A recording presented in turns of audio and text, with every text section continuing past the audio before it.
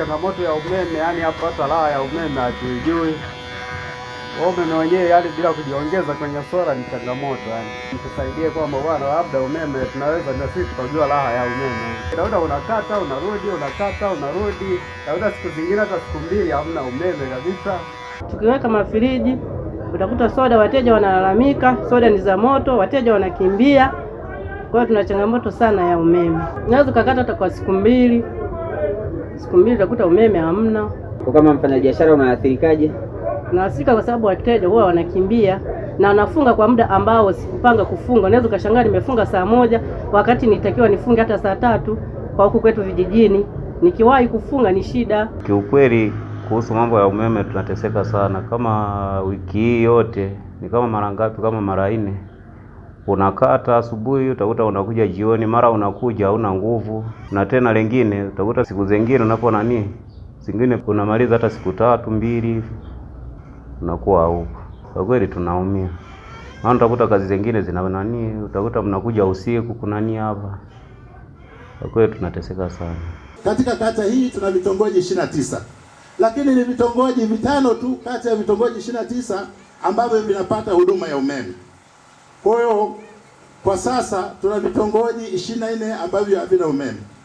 Mheshimiwa Mbunge, tunaomba msaada wako ili kuweza kufikiwa vijiji hivi vilivyobaki 24. Niko Iwiji kuzungumza na wananchi, na moja ya kero kubwa ni umeme. Na huu umeme katika maeneo mawili. Moja, tuna vitongoji 24 umeme wa REA, tutaomba utupe kauli ya matumaini. Pili, hapa Iwiji tuna shughuli mbalimbali ambazo zinategemea umeme, lakini umeme unakatika, hatimaye shughuli zetu zinakwama.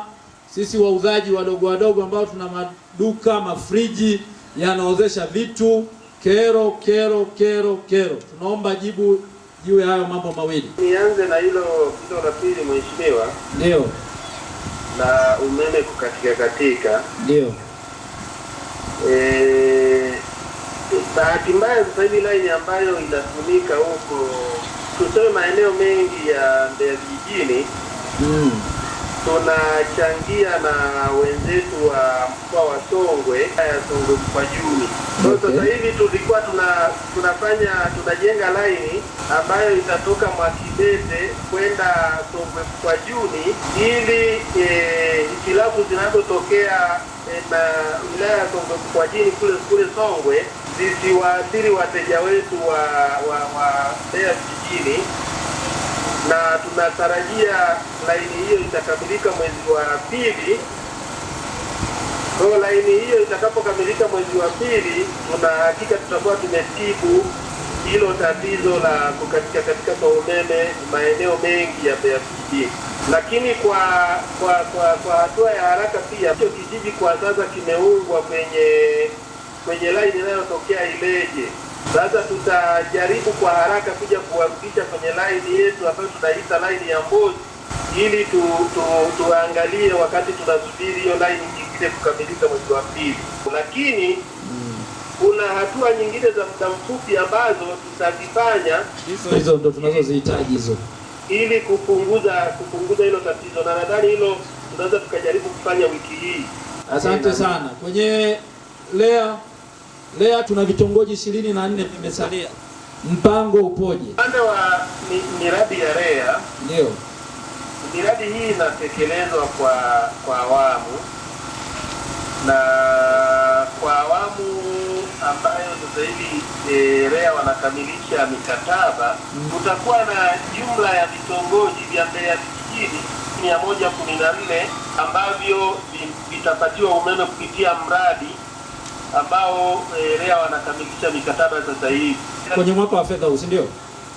Kwenye mwaka nadhani wale wa kwanza au wa pili wanaweza wakaripoti. Meneja mnamsikia hapa, kandarasi tena wanarudi site kuanzia mwezi wa 2.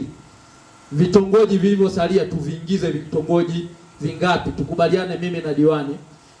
Baada ya hapo mwaka wa fedha ukifunguka tena, kwa vile vitongoji vitakavyokuwa vimebakia tuvimalizie, lakini kipaumbele